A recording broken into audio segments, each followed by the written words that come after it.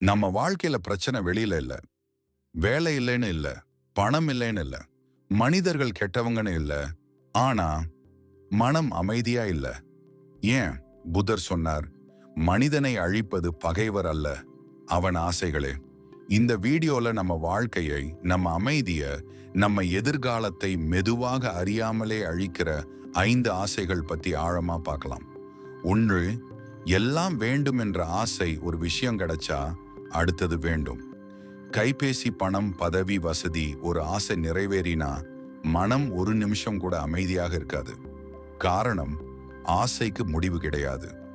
புத்தர் சொன்னார், ஆசையை நிறைவேற்ற முயன்றால் துக்கம் பெருகும். எப்படி இது நம்மை அழிக்குது? மன திருப்தி இல்ல, பொறாமை வரும், ஒப்பிடும் பழக்கம் உருவாகும். தீர்வு, என்னிடம் இருப்பதே போதும் என்று மனதை பயிற்சி செய். 2. மற்றவர்களை விட முன்னே இருக்கணும் என்ற ஆசை. நம்ம சந்தோஷம் நம்ம கையில் இல்ல, அவன் முன்னே போனா நமக்கு வலி, அவன் மேல இருந்தா நமக்கு கோபம். காரணம், நம்ம வாழ்க்கையை மற்றவர்களோட ஒப்பிட ஆரம்பிச்சிட்டோம். புத்தர் சொன்னார், ஒப்பிடுபவன் எப்போதும் துன்பப்படுவான். அழிவு எப்படி வரும்? உள்ளுக்குள் எரிச்சல், சந்தோஷம் குறையும், மன அமைதி போகும். தீர்வு, நேற்றிருந்த நீயோடு இன்றைய நீயை மட்டும் ஒப்பிடு. 3. எல்லாரும் நம்மை நல்லா நினைக்கணும் என்ற ஆசை. எல்லாரும் பாராட்டணும், யாரும் குறை சொல்லக்கூடாது, யாரும் தவறா புரிஞ்சுக்க கூடாது. ஆனா இது நடக்கவே நடக்காது. காரணம், எல்லாருக்கும் ஒரே பார்வை கிடையாது. புத்தர் சொன்னார், உலகத்தை திருப்தி செய்ய நினைப்பவன் தன்னை இழப்பான். அழிவு எப்படி? மன அழுத்தம், பயம், சுயமரியாதை குறைவு. தீர்வு, உன் உண்மை மனசு உனக்கு போதும். 4. கோபத்தை வெளிப்படுத்த வேண்டும் என்ற ஆசை. நான் சொல்லாம விட்டா எனக்கு நிம்மதி வராது இன்னும் நம்ம நினைப்போம்.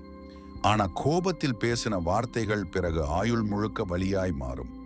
புத்தர் சொன்னார், கோபத்தை பிடித்துக் கொள்வது நெருப்பை பிடிப்பது போல். அழிவு எப்படி? உறவுகள் உடையும், நிம்மதி போகும், மனசு கஷ்டப்படும்.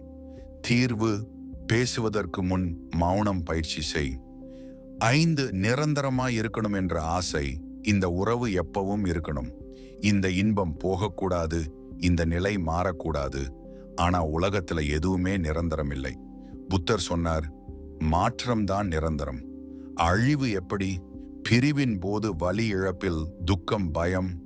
தீர்வு, மாறுதலை ஏற்றுக்கொள், பிடித்து கொள்ளாதே. இந்த 5 ஆசைகள் வெளியில கெட்டதா தெரியாது, ஆனா மெதுவாக அமைதியாக நம்ம வாழ்க்கையை அழிக்கும். புத்தர் சொன்னார், ஆசையை குறைத்தால் துன்பம் குறையும்.